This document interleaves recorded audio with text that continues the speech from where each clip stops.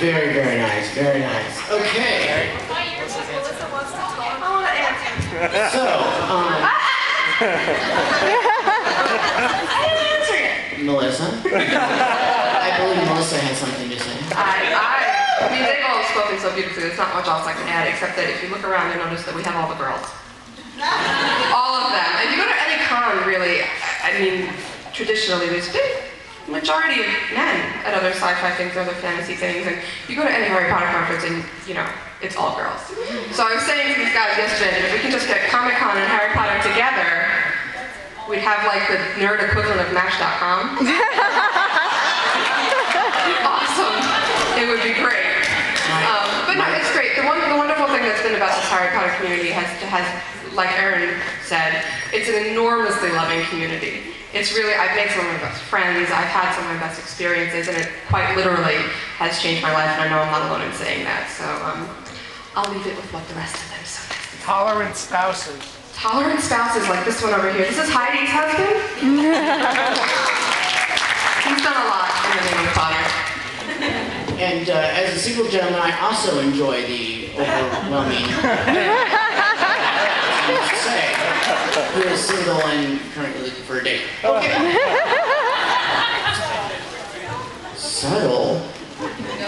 That's the best thing about Harry Potter. You don't have to be subtle. You can have pink hair, you can have pink sparkly wands, you can play your rock as loud as you want, you can put sparkly text on your website, and it's all good. Okay, next question. Let's start this off with Heidi, since she's our new member.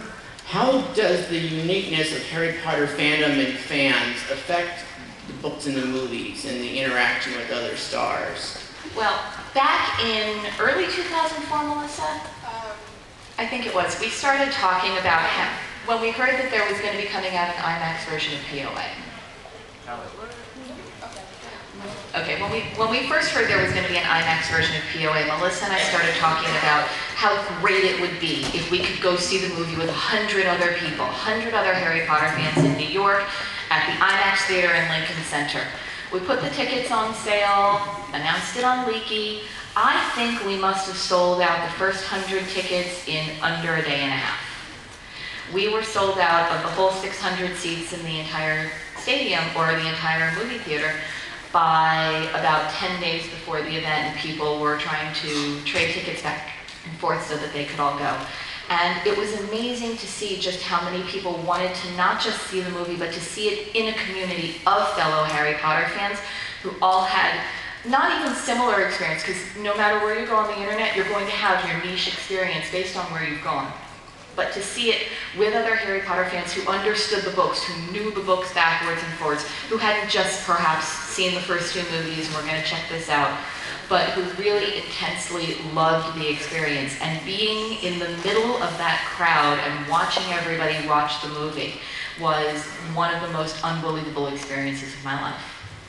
So I think that being a part of a community and knowing that you could go anywhere and find a fellow Harry Potter fan and talk to them about your Harry Potter experiences and your Harry Potter interests, and hear, especially hear what their interests and background and experience is just fantastic. Sue? No, I think the thing, I wanted to say this before, that makes our fandom unique and everything is that we have a book, a tangible, physical thing that you can hold. And yet reading is a purely individual, private thing. And yet we can take our own thoughts when you go in your head and you can envision these words that Joe has written down.